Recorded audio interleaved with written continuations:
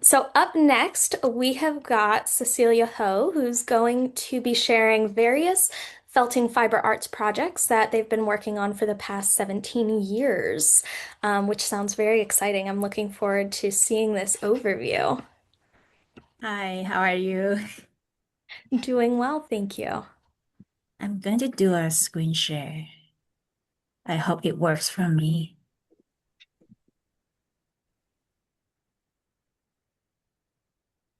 Looks like it's loading. Yep, you're all set. All right, thank you so much. Hi, everyone. I am Cecilia Ho. I am from Greenville, South Carolina. I will be teaching a workshop at the Convergent the very first time, so I'm excited to join you all.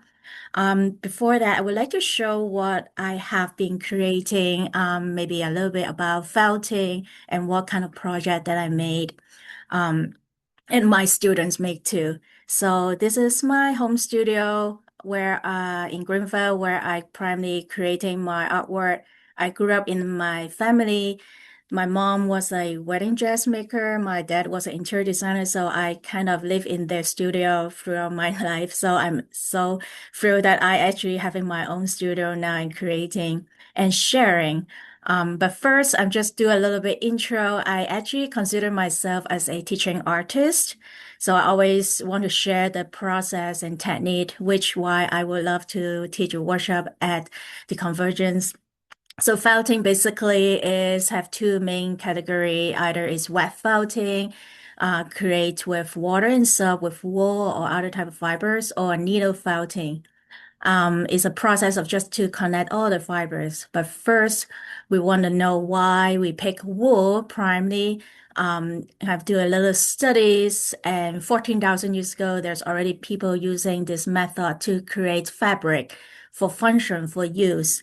And what they discover, wool fibers, they are cellulose fibers with this little scale, and they when they stick it together, it will not release. So that's why wool will feel so much better than other material like silk or linen or cotton will not have as much of this scale. And especially for plastic, it's man-made material. They do not have any scale. So with wet felting method, it will be hard to felt the plastic material together. In terms of people want to speed up the process and make the felt, then in the factory, they are actually trying to use felting needle. They create these felting needle machines around 1880s. The industrial part, they were going to speed up the process to make any type of fibers using any kind of felt, any kind of fibrous material to connect and turn into felt. So they, with this needle felting method, they create felt, and that is the same needles that we're now using for needle felting. And for myself, I primarily use New Zealand corridor wool for my needle felting project, while I work with wet felting or needle felting, which is a process that combining silk fabric or other type of natural fabric with some wool that is needle felting, and that they will all connect together. And I primarily use all this material, and I will bring all this to the workshop for my student to create the artwork, the blue heron that will be work on. So this is one of the samples of how they were going to create in a 2-day workshop. Start with wet felting and then needle felting. But beside that, I would like to share a little bit of what I have been creating over the years. I start out with really basic, and every year I try to participate local exhibitions, trying to demonstrating what wool can be create. So I do some needle felting, some wet felting, some even needle felting to create texture, something for wear, something for decorate, something even just for function, because wool itself, the wool painting, it could be work as a acoustic panel like the music hall, but you can make a beautiful music hall panel for the office, for the bedroom. But anyway, so these are the upcoming my kind of my go back from how I started back in 2010 when I was in Canada in Nova Scotia. So I moved to South Carolina about 13 years ago. But before that, I was living in Nova Scotia, where around the sheep farm, I didn't know that in the beginning. It was my neighbors give my daughter a baby shower gift. And it was a felted ball with needle felted piece with a jungle bell inside. So I was like, where I could find the fibers. And she just pointed to me like, just behind the mountain, 10 minutes drive. That's it. So that's how I've been hooked. I've been felting ever since. And I learned about all the fibers from the local farmers because they do all the different type of felting or spinning or knitting or everything, but I was just stick with felting because I can create my own fashion jewelry. So my first project was this statement bead. I weft out my like a heart-shaped bead back in 2010. I still have it right here. That is my bead. I still carry it around. I still wear it occasionally during some kind of like demonstrations so people can see. And in between the first 2 years and people starting in the area ask how I can create things. And plus I've been creating a lot of different decoration for my daughters, for my son, because it's all wool. So I start to make project kits. So I started with four. And by the time 2013, I got into the trade show and selling this kit and I get extra. And eventually when I moved to Nova Scotia, from Nova Scotia to South Carolina, I just add more design because at the time the social media was not like as popular, but now I know everyone just get the wool and try to do it themselves. But this is what I have started. But at the end, I'm more focused into sharing my skill. I create my own project every year. I participate in local open studios. So I will make new project, participate in exhibitions. Like I sometimes do fashion shows, sometimes going to more in depth. Like this one is a couture show. Sometimes I play around this little bit of different type of technique. Fashion related, sometimes it's like kind of recycle related because I'm really looking forward to do a natural project. Everything is made out of natural wool and sometimes connect with my culture, my background, my Chinese background. Sometimes things I just like, and I was honored to do some solo exhibition, have 500 square footage of area to fill up the space. But I love also looking at NASA pictures and playing around different type of satellite pictures. Like this one was coming from the Mercury. Is I could put light bulb inside and bring it out. It's actually behind me right there. And also like there are also wearable arts that I could do, and the local art center really amazing that allowed me to participate every year. I would do a project to showcase how I could use wool and at the same time letting my student to learn about different projects. So upcoming month, I am so honored to participate in Arts Field. That is a really one of the major exhibition that across the town of Lakeville, Lake Cities. I'm looking forward to that. But here I'm going to share more what I am as a teaching artist do. I let my student to learn felting at the same time the teacher will include their academic studies. So while they learning the felt process, then they also learn how to do the math, English, writing, understand the science, sometimes the history, and a lot of hands-on tactile. Like this one for the K5 project, I even do a little bit stitching and they were able to do some little sewing project with it, writing, making animal puppet. Um, some abstract design, landforms, like this case, they're making beautiful pictures as they study about different science, landform, bridges, sometimes I love the local area where we're close by the island. They will go to the island and my sixth grader even work about some three-dimensional objects, making like cube and sphere. And they're so excited. And sometimes even more, a little bit more in-depth into like social studies of how the globalization changed from natural to like a factory world. Sometimes it's more fun, but then that's all allowing my student for all ages including some who have disabilities, still able to do felting. I am also so excited. Last month, I was actually working with a blind student. She was so enjoy holding onto the wool and create. And sometimes I even work with teachers, all the groups, and also their staff, a big event, and also teachers learning how to do this fountain project and bring it back to the classroom. And I also excited to do a lot of community project because just everyone able to do the fountain. I often at the seniors group They love it because it was sometimes it's hard for them to use needle and thread. Sometimes the hands is harder for them to work on to find tiny tools. So they are excited felting is suitable for them and able allowing to them. So I am excited to come this August because this is my 2 day workshop. First day will be wet felting first, and then second day will be needle felting. And I can guarantee because even though you have not done any felting before, you will be able to complete because this is what I've been doing the past 10 plus years. I allowed my student to learn how to do the project step by step and eventually complete the project at the end and happy to take home. So this is what I have provide and a little bit quick view is the far right is actually the needle felted heron. So a little bit different from a needle felt or wet felting. It's more see-through. So that's how needle felting is. Thank you for having me. And this is me for me to share about my fiber art throughout my 17 years. Yes, since my daughter was born. Amazing. Thank you so much for sharing all of these projects with me. I absolutely love the range that you just showed for welt felting, and how approachable it is, but also like how fancy you can make it and how elevated it can look. And I'm looking forward to see what you put in the leader exhibit, but also think you should look at some of those other exhibit opportunities that we have. I would love to see some of those pieces in person.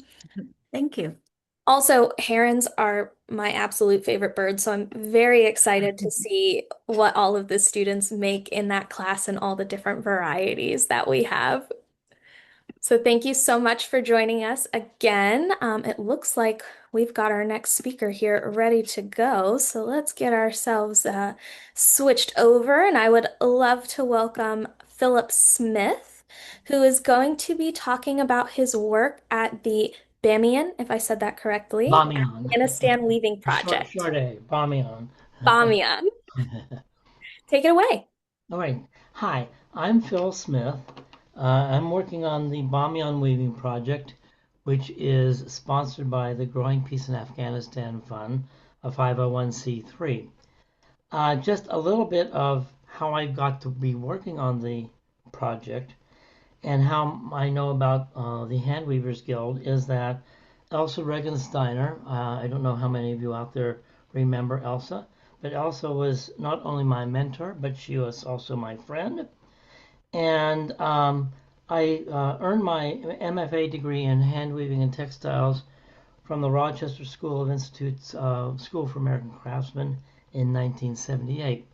And Elsa and I connected through the program at RIT that was at the American Farm School in Thessaloniki, Greece. In I kind of picked up from Elsa in 1974. My wife and I were at the farm school from 74 to 77, but Elsa laid the groundwork for a weaving project at the farm school. The farm school taught young women the basic home study crafts, weaving, knitting, sewing, all that kind of stuff. And what happened is that the farm school, with Elsa's encouragement, chose those young girls that seemed to be proficient in hand weaving to continue their studies and continue their work. And Elsa and I basically set up a studio that we produced products for sale in the Thessaloniki area. So when the time came, I was a Peace Corps volunteer in Afghanistan from 1970 to 1972. I had studied a course in textiles when I did my undergraduate work at Indiana University of Pennsylvania, and then went off to the Peace Corps. Saw a ton of weaving, obviously, in Afghanistan, and actually studied rug weaving with Kazakh rug weavers while I was there. So at any rate, this program came by, and the Growing Peace in Afghanistan Fund board was looking for a project to support, and this happened to come to our attention. we've been working on the project for about 10 years. And then another person living in Afghanistan, an American woman living in Afghanistan, probably for a good 15 or 20 years prior to our working with the group of weavers, was encouraging this means by which women could supplement their income. So I came on board with the board, the weaving, the excuse me, the growing peace board, and my background with the farm school and what we did with the farm school and setting up a studio type of a program, and what presented itself with the weaving project in Afghanistan was a perfect fit. And so we took on to the project. It was kind of interesting that Cecilia mentioned about wet felting. What our project produces is a product made of boiled wool. In Afghanistan, it's called barak, B-A-R-A-K, and is like a loden cloth that is produced. And so we're looking at the project. We decided that something had to be done to make it more viable. Prior to our coming on board with the project, the women were weaving on a ground loom. And if you're familiar with the various types of loom, the ground loom literally sits inches above the ground, has a warp beam and a cloth beam, and then string heddles, and it's a very primitive binary system, up, down, up, down. The only issue was that when they would weave the cloth, it would take them about 3 weeks to weave maybe a meter of fabric. So I took my studio loom, which was a Gallinger loom that I bought at the Mannings, if you remember the Mannings, and had it copied by a local carpenter, had it shipped over to Afghanistan, explained to the women how the loom operates, and they were so impressed by the loom and its efficiency that they had a local carpenter in Bamiyan then replicate 6 looms to increase the production quality of the fabric. But it's so interesting that if you go to our website, which is www.threadedtreasures.org, you will see a further explanation of the project. But in short, this is what we are producing presently. We have 3 bags that we produce. This happens to be like a laptop computer bag. Detailing the embroidery that is put on here is indigenous to the Bamiyan region. The 4-cord braid, which I introduced from my studies at RIT, is then added to it. And then the bags are lined with fabrics from the Kravet Corporation. By trade now, I'm an interior designer, but it's as Cecilia said, her dad was an interior designer. But this is the bag, one of the bags. This is an iPad bag, and you can see it's got a button closure here, and then you open the bag, and the bags are lined with mill ends from the Kravet Corporation. Kravet is a huge provider of interior fabrics and goods for the interior design service. So these fabrics that you see lining here would normally end up in a landfill someplace. So we've purchased these fabrics from, and actually they've been donated by Scott Kravet, one of the owners of the organization, that we can now do this. But if you look at the quality of the weave, what they do with this is once they take this off the loom, then they agitate it with soap, hot water, and it felts up, and so it makes like a loading cloth. The fabric itself is inherently water and wind resistant, so it's perfect for electronics because if you spill some water onto here, it will bead up and you can brush it away and won't affect the electronics that are inside. But we have 3 sizes of the bags. This is the iPad bag, and this is a cell phone bag that you see here, and all the straps and everything are woven by hand in Bamiyan, and on like little inkle type of a loom, like a ribbon loom type of thing. And again, the bags are lined with the fabrics that you see, and that was more difficult to see, but the bags are lined with the fabrics. So it is our hope that we applied for IFEM, which is the International Folk Art Marketplace in Santa Fe. We did not make it into this year's show. The comment was that we did not have enough variety of materials, or product, I should say. So we are in the process of developing and designing products, still using the Baroque fabric, such as, again, like little coasters that you see here. We will have jackets, and we will have like tea cozies, again, lined with the fabrics donated by the Craft Corporation. And the goal of the project is that we support 20 women, and we are advocating for women's rights in Afghanistan. We are able to fly under the radar in Afghanistan with the Taliban because we are basically teaching women's work. Weaving is women's work, not men's work, and so we are able to do that. My goal is then to eventually have a little school there at the Weaving Center. No men are in the Weaving Center. It's all operated by women at the Weaving Center, so that we can educate young girls into the weaving process. If you're a hand weaver, as you know, you need to calculate how much wool to buy, your dent and all that type of stuff. Are we using an 8 dent reed, 10 dent reed, blah, blah, blah, all that sort of thing. And then to record all that information so that you run an efficient business. So, and it's important because many of the women that we employ through the weaving project are either widows or their husbands have been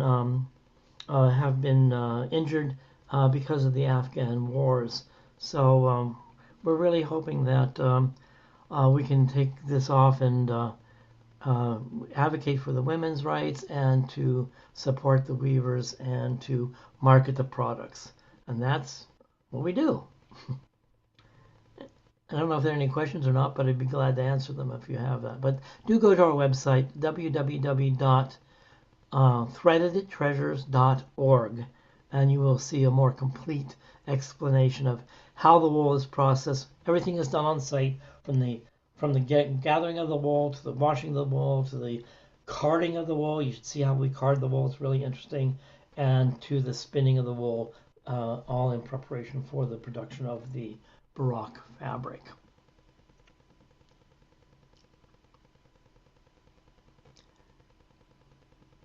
Fantastic. Thank you so much for sharing more about that. It's always so fun to like get that kind of, it was almost like a little touched into another culture and seeing how they handle all of those things. So that was wonderful. I'm excited to hear about how your ventures go and starting up that weaving school and what comes out of that.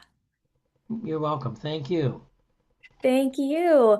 And it looks like we're starting to get some videos here for our next speakers. We actually have a duo coming on next. We are going to be inviting Karen LeBlanc and Ronnie Stanley, who are going to be sharing a little bit about their experience at the Third Shift Festival in 2025.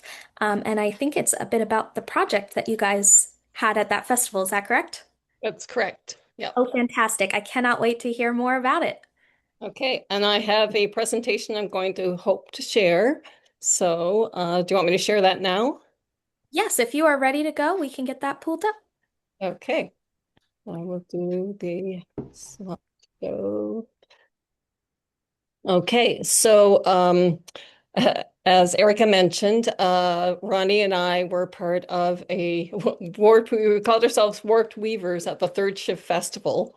And I guess a little bit about us before we get into our presentation. I've been weaving for over 50 years. This is the second time that I participated in the Third Shift Festival. It's like an outdoor festival. It's for 2 days. And I guess I invited Ronnie because I'd met her about 4 years ago. And after mentoring her, I thought, well, I think she'd be interested in doing something like this with me. So So I did invite her, and were successful with our proposal. And Ronnie, maybe you can talk a little bit about you. Yep, I'm Ronnie Stanley. I've been weaving for about 20 years. What I enjoy most about weaving, I like painting, hand painting my works. Karen was my mentor for approximately a year in a program I took that was helping artists become business people.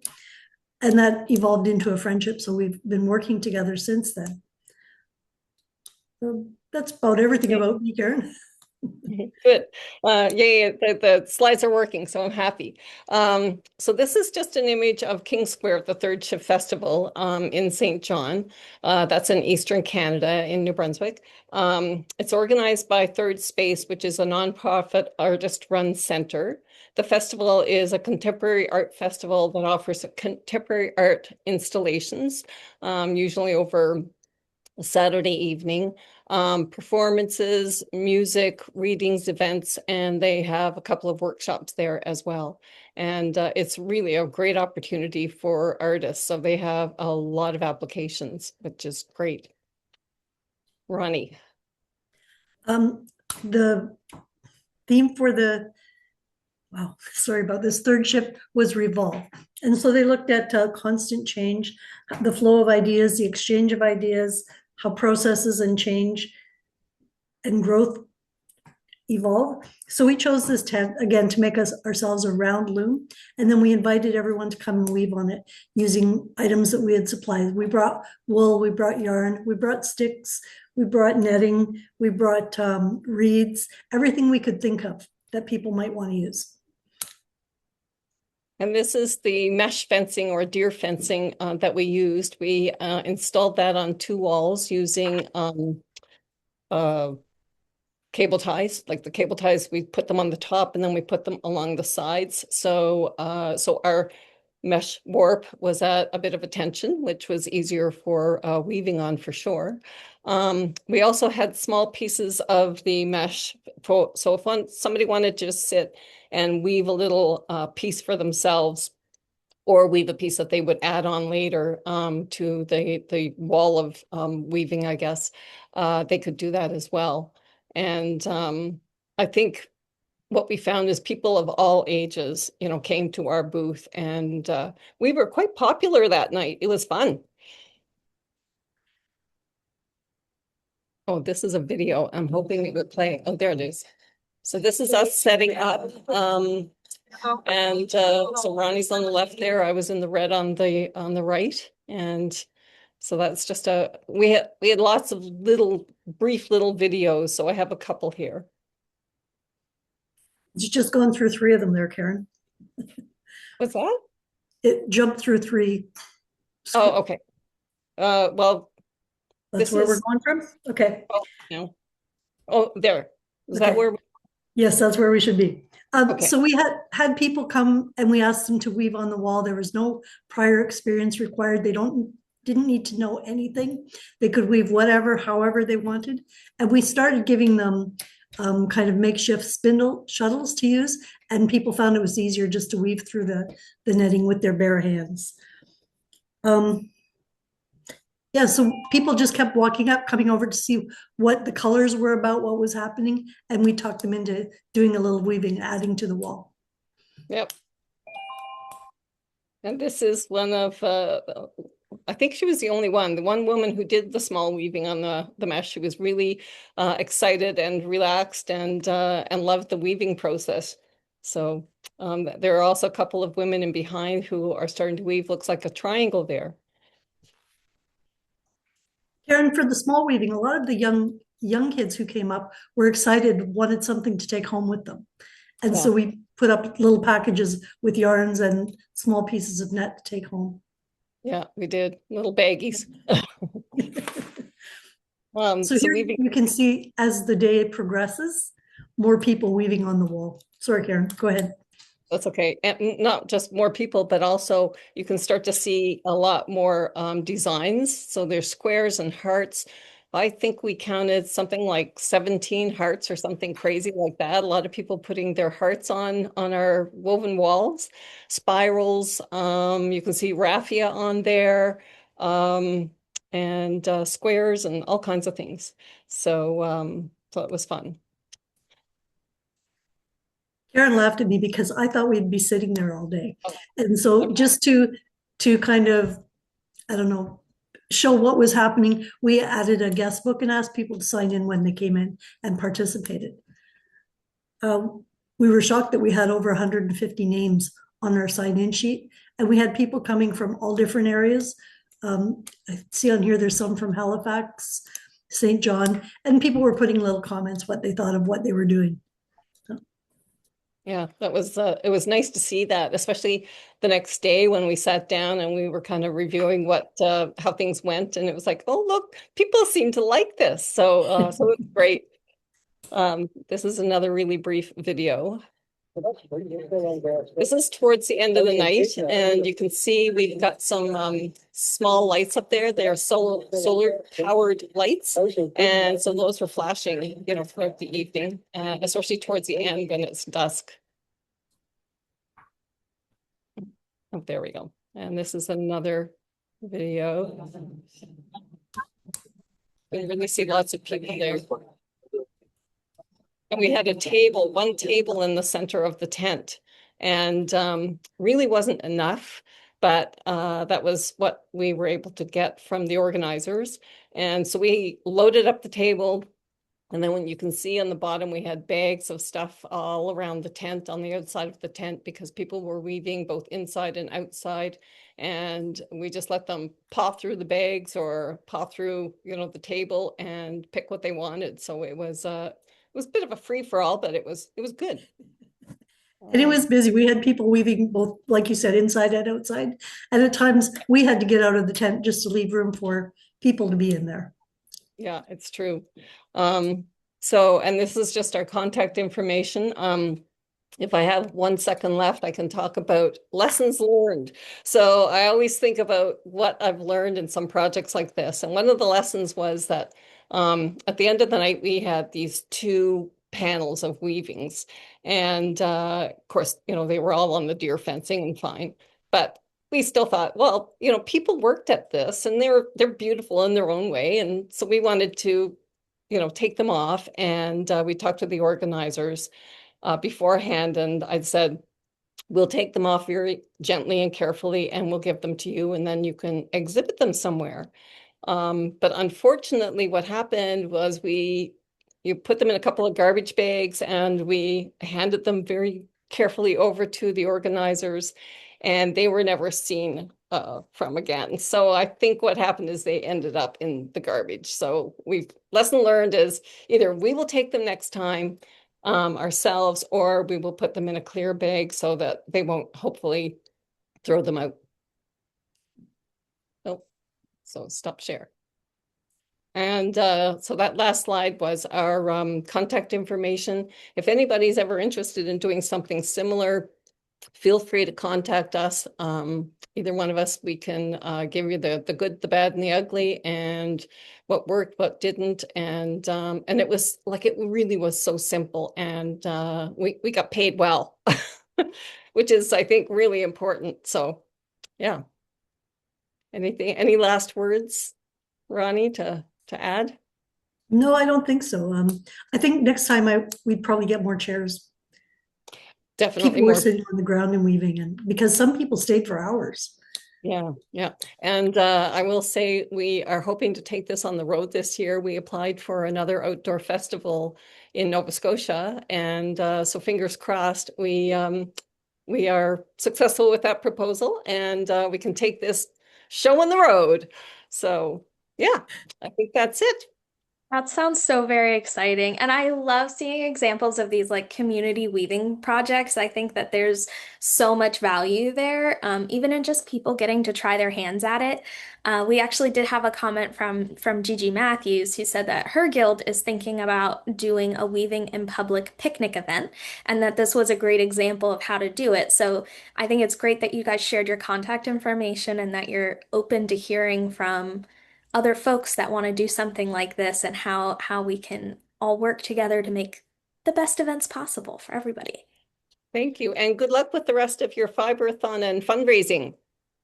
Thank you so much. I also wanted to share because I thought this was kind of funny. We had a comment from Kathy, who does our textiles and tea event, and she said, "The tables are turned. She gets to watch you now, Karen."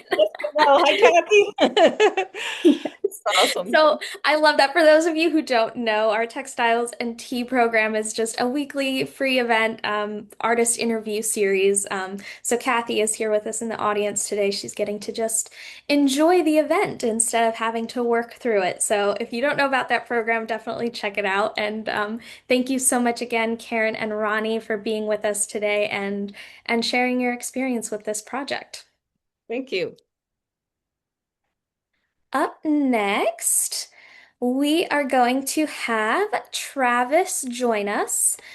Travis is going to be giving us a tour of his small weaving school and talking about his journey from pushing a loom around the streets of San Francisco to running his own co-op weaving studio. Very exciting. Thank you for joining us today, Travis. Hi, thank you. So, Thank you for hosting this so much. And what a great series of presentations that I've just followed. This is a cool moment to get to be sharing these ways of using weaving to, establish and further community stuff. So yes, my name's Travis. I'm here in San Anselmo, California, and I grew up in the Bay Area and have been weaving with people since I learned how to weave in the year 2000. So it's been quite a journey. And let me just, if it's okay, I'm on my phone. I'll try not to move it around too swiftly, but I'll just walk around my space while I tell you a little bit about how I've gotten here. Um, that's going to be hard because I'm just going to want to describe what we're walking around to. But anyways, each morning I put out my hand-woven flag.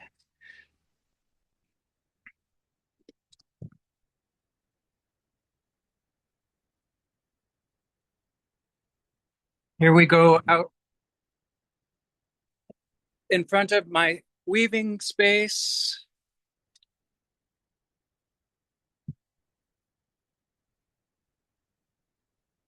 Which I'm so happy to have a whole storefront. There's a little yoga studio next door.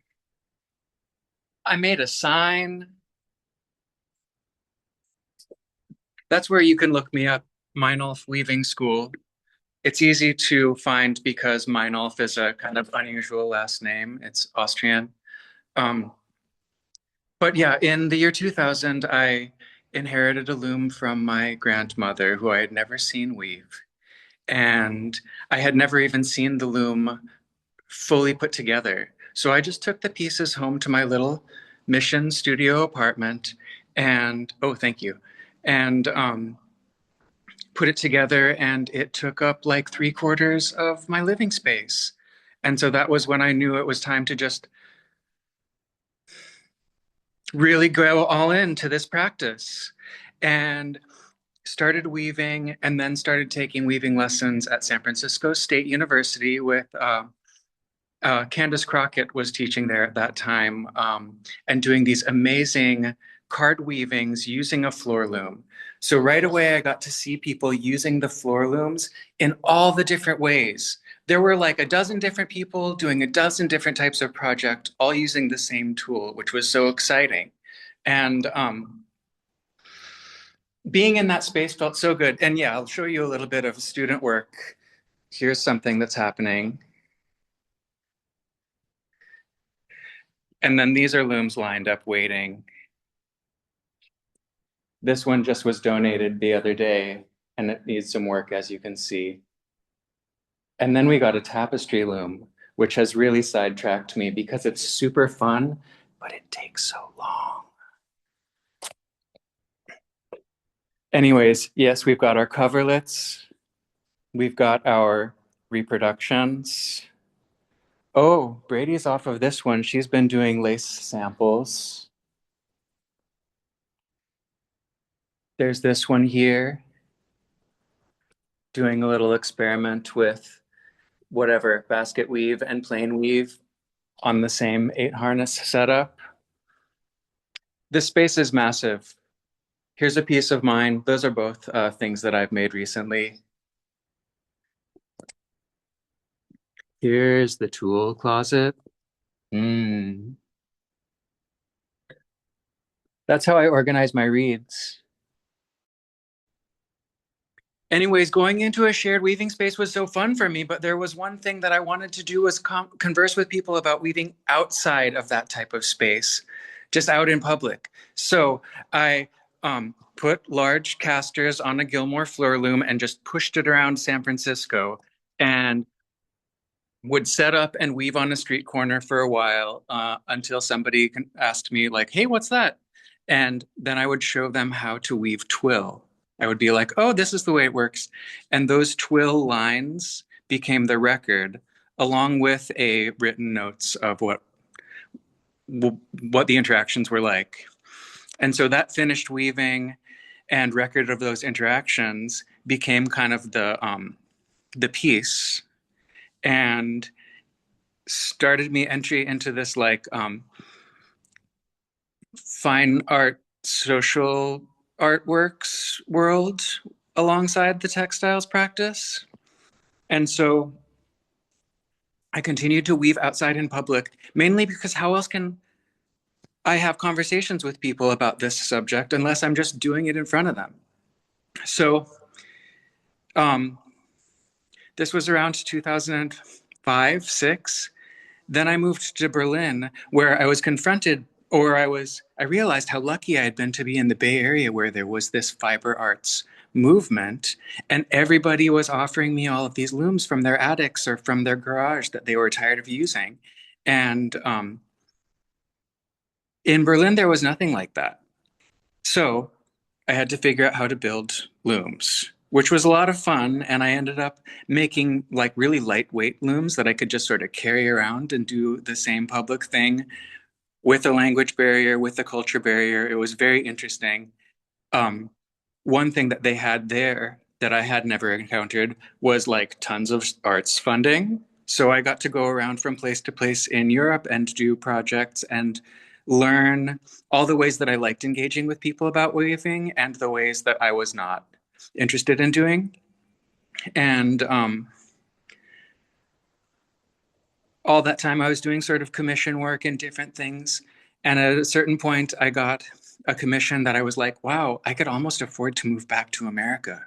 So me and my wife and our then 1-year-old son moved back to the Bay Area and kind of reset, started over again back here. And I was doing weaving on a loom in like a bedroom in the apartment building or in the carport or whatever. And finally, I was just like, I've had enough of this. I need to find a space. I was whining to all my friends about it, as I do when I have problems. And a friend from elementary school was like, oh, I recently inherited a building from my uncle with a yoga studio in it that is downsizing and moving out. And I don't know what to do with that extra space. And it's this. And I was like, this is far too large for me to use as my own private studio, but to continue this practice of teaching and sharing the weaving practice with folks, it makes a ton of sense. And I just called in all the people who had been offering me looms, and I immediately got like half a dozen looms I was able to borrow a friend's truck and go around and pick up, brought them into space, opened these big doors, and was weaving and waiting. And people showed up and they were like, what is this? Is this a school? And I was like, yeah, well, that's what I put on the sign. And they said, how do I take lessons? And I said, well, when are you free? Come in and sit behind a loom. And it became this membership model, this visiting model. People come in for a long weekend and do stuff. Here, yeah, these are the doors. So I'm able to feel like I'm right out there again, but I've got all my stuff here. I'm looking Oh, I'm nearly out of time. I do want to be available if anyone has any questions, or I definitely want to invite people. If you're passing through and you have something that you want to explore on a loom, or you have something that you want to share with local people who are interested in textile stuff, definitely look me up. I'm also interested in instruments. I just got this xylophone, and that's a fun break. And oh, thank you. And let me see if the Wi-Fi lasts. I'll show you the second story because it just keeps on going. Here's our little kitchen break area.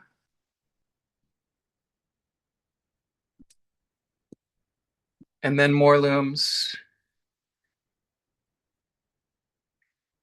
And this is the room with the skylights. So it's really nice when you want to be able to really see what you're doing. Here's the second piece. She's exploring some like using twill as overshot kind of stuff. I wish Duan's work was in here. She's been working on optical illusions. This one's cool, is a nice use of overshot with a very thick and a very thin weft and stripes. And oh, and lastly, this is a nice one.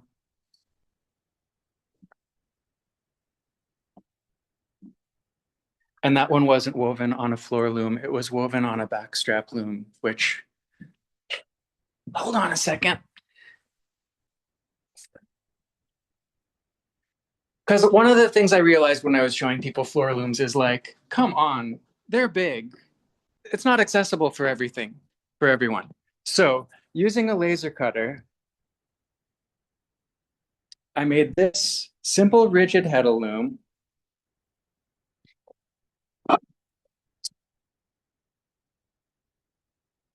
On a back strap. So it pulls around like this and gives you your two sheds. Make it as mechanically simple as possible for everybody. Anyways, thank you. Thank you for spending this time with me. What a closing.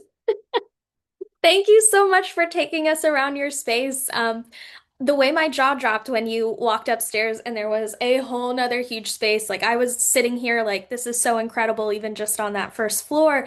And then there was more, and that's so exciting to see. And Elizabeth put a comment in the chat that you were a past studio tour for Spinning and Weaving Week, and how you have such a great space and how you organize for the fiber community. And I'm sitting here bummed out that I missed that one. So I'll definitely have to make a visit and go check all that out. And Thanks I again. also wanted to say I'm like obsessed with the idea of envisioning you just like rolling a loom around city streets. That just fills me with joy. I would love to run into that. It's a lot of fun when I do it, and I do still have one loom on wheels, but I accidentally didn't put a tarp on it because it's too big to fit into the space. So now it's a cleaning project. Okay. Yeah, and those are big projects for sure. Well, thank you so much for joining us today. Travis is one of our professional members. He has such an amazing community space for weavers. And thank you again for taking time out of your day to share that story with us. Up next, we are welcoming Dan Steves, who will provide an update on last year's session about the Legacy Project. Thanks, Erica. Yes, so last year, Janice Johnson, who's a member of the Portland Hand Weavers Guild, made a presentation on the Ruth Daybritt's Legacy Weaving Project. And this year, I'm going to provide an update on the project and talk about some of the challenges that we've been running into and how we're trying to deal with those challenges and move things along. So, the Ruth Daybritt's Legacy Project is a project that started off was the idea of Ruthie's weaving studio co-founder, Ruth Debritz. Ruth had been weaving for a long time, and Ruthie's weaving studio has existed in Portland for a number of years now. And long around I don't know, probably about 10, 15 years ago, Ruth began to get concerned about the lack of opportunities for people to learn how to weave. There was Ruthie's Weaving Studio, and they still exist, and you can still go there to learn how to weave. The problem being that they had a backlog, a waiting list to get into the studio of months, several months to get in to actually start to learn how to weave. There's the Multnomah Arts Center, which also is a place in town where you can learn how to weave, but those classes also fill up very quickly, and it's hard to get into them. Other places that had been available back in the 80s and 90s were no longer around, and so there really weren't an awful lot of options where you could go to learn how to weave, particularly on a floor loom. So she provided some initial funding to a group of folks from the weaving studio in order to acquire. At first, they started off with 3 looms, and they started offering classes in 2019.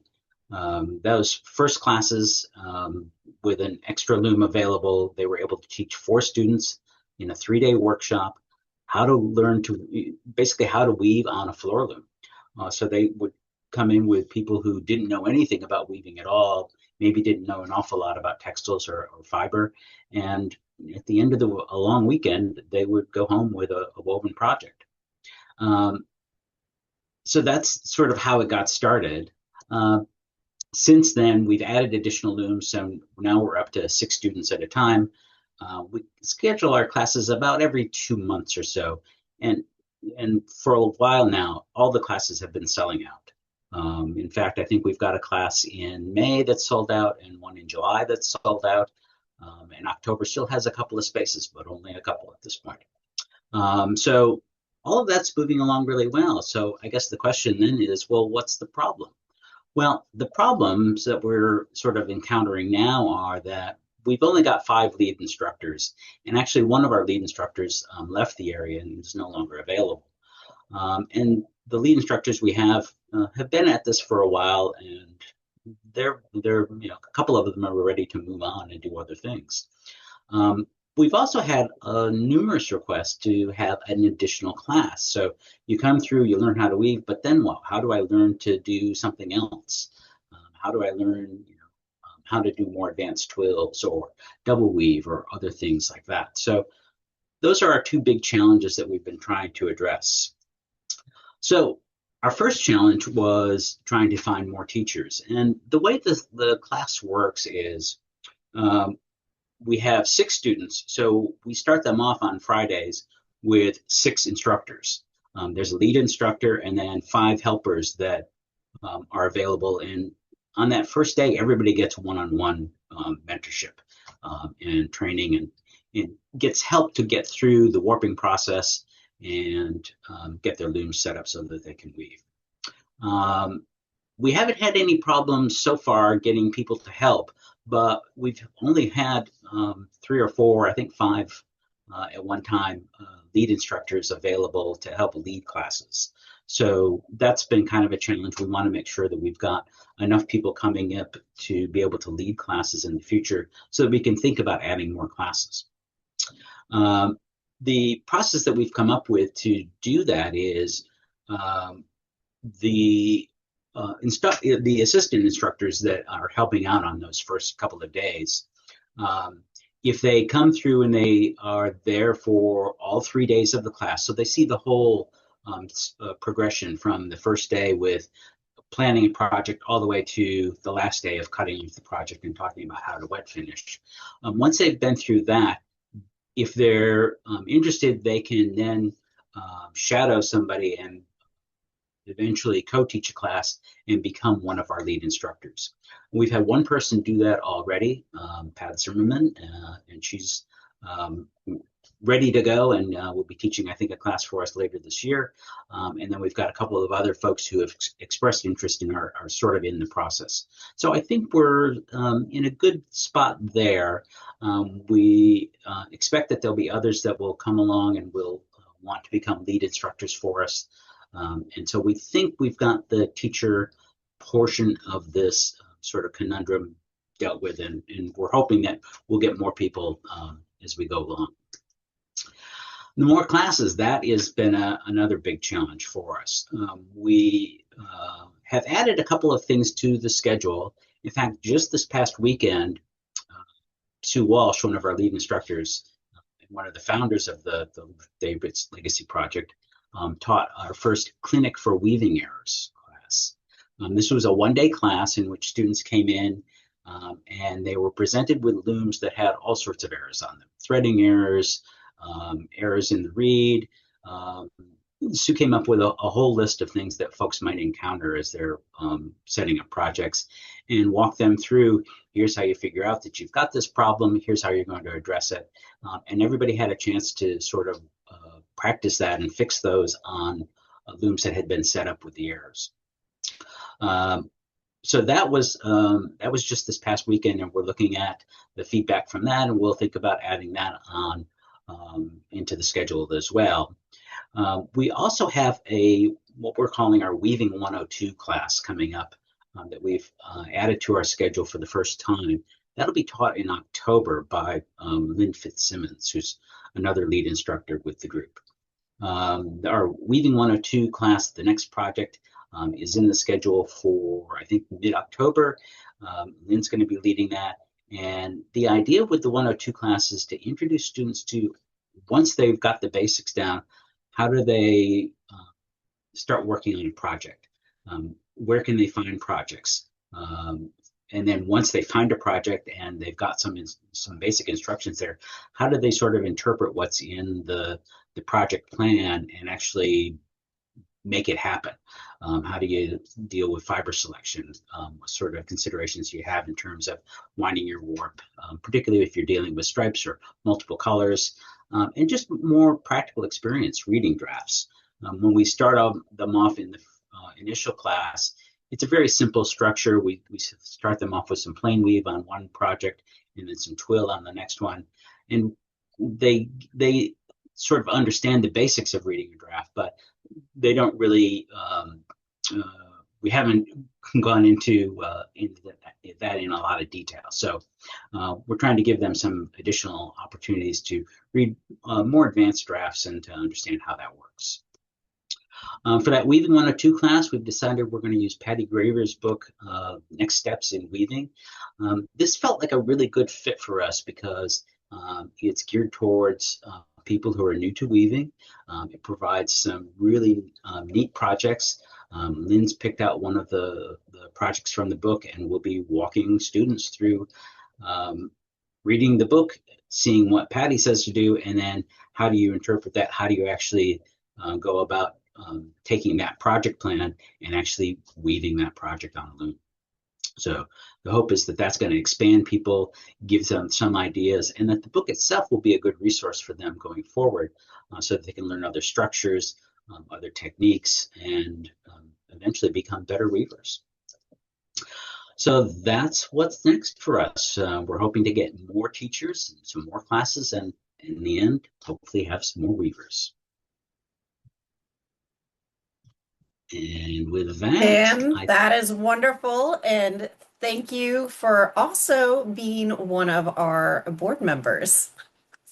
You're one of our newer board members. You've been on the board for about a year now.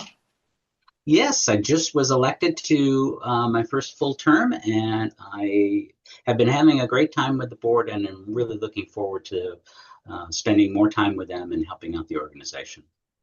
Well, we appreciate having you on the board as well. It's been wonderful to get to know you. Great.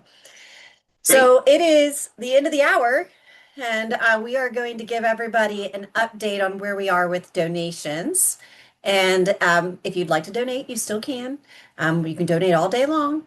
But I also want to put out there for you that there's a couple different options that we have today to support HGA. So depending on what Depending on whether you want to donate, that's great. We love donations. That helps us fund this programming that we're doing. And everybody who is presenting today is volunteering their time to help us raise those donations. So you can do that online at weavespendi.org. And you can also, we have a special offer here for you. Oh, and I just got all over the place. $29 memberships. This is only today. Only today. So if you want to join HGA, you can join for $29 for a 1-year individual digital membership. Just use the coupon code FIBER2026 and you'll be able to, and you can get that discount. And you'll get all the benefits of membership except the magazine is digital, which is wonderful as well. But we also have the print version if you want that version as well. And Tracy, if you can go ahead and put that link in the chat, that'd be great. We have received a few donations and some comments, and I want to share those with you all. There was one in memory of Isa Vogel, a dear friend and mentor, brilliant weaver and inspiration. Thank you for honoring that memory of that weaver. We appreciate that. We also, I love when Zoom wants to do things. We also have, one of you said you are the best, and no, you are all the best. I have worked in nonprofits for 20 years, and this is the best organization I've ever worked for. The best members, the most wonderful board.